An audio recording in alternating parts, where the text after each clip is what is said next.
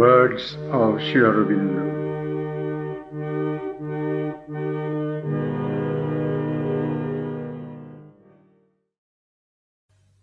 Need of patience. Incomprehension of the physical mind. I will try again is not sufficient.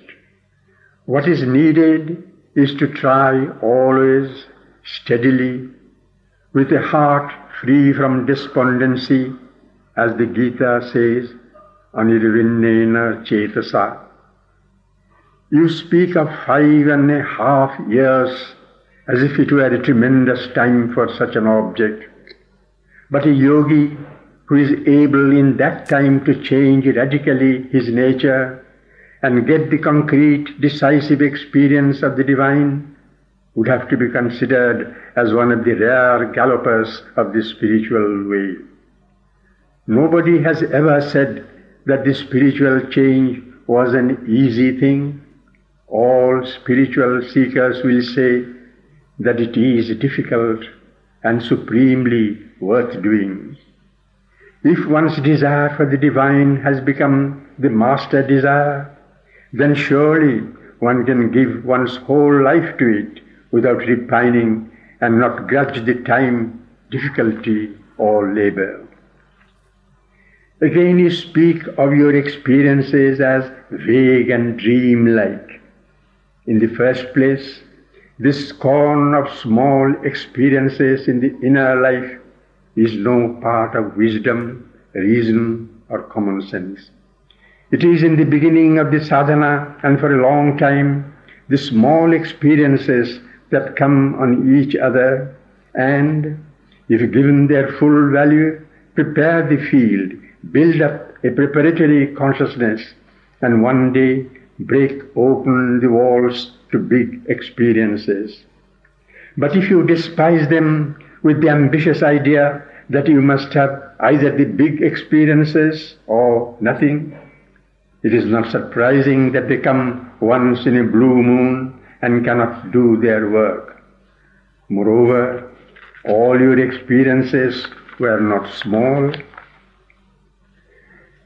There were some like the stilling descent of a power in the body, what you used to call numbness, which anyone with spiritual knowledge would have recognized as a first strong step towards the opening of the consciousness to the higher peace and light.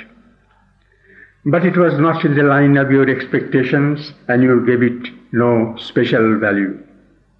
As for vague and dreamlike, you feel it so because you are looking at them and at everything that happens in you from the standpoint of the outward physical mind and intellect, which can take only physical things as real and important and vivid, and to it, inward phenomena as something unreal, vague, and truthless. The spiritual experience does not even despise dreams and visions. It is known to it that many of these things are not dreams at all, but experiences on an inner plane.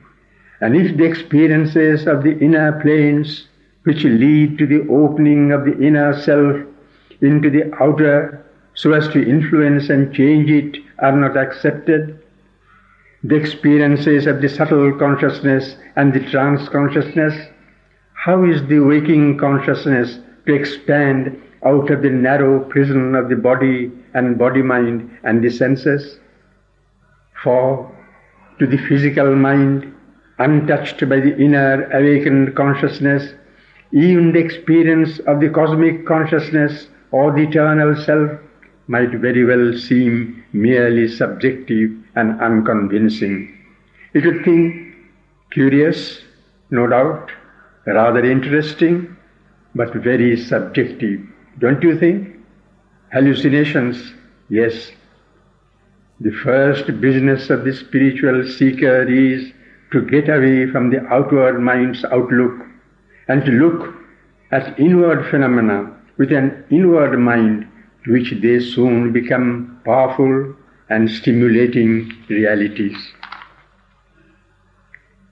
If one does that, then one begins to see that there is here a wide field of truth and knowledge in which one can move from discovery to reach the supreme discovery of all.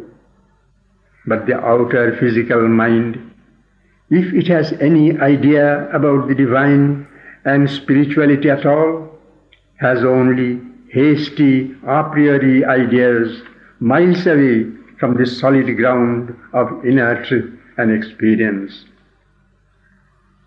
I have not left myself time to deal with other matters at any length. You speak of the divine's stern demands and hard conditions. But what severe demands and iron conditions you are laying on the divine? You practically say to him, I will doubt and deny you at every step, but you must fill me with your unmistakable presence. I will be full of gloom and despair whenever I think of you or the yoga, but you must flood my gloom with your rapturous, irresistible ananda. I will meet you only with my outer physical mind and consciousness, but you must give me in that the power that will transform rapidly my whole nature. Well, I don't say that the divine won't do or can't do it, but if such a miracle is to be worked, you must give him some time and just a millionth part of a chance.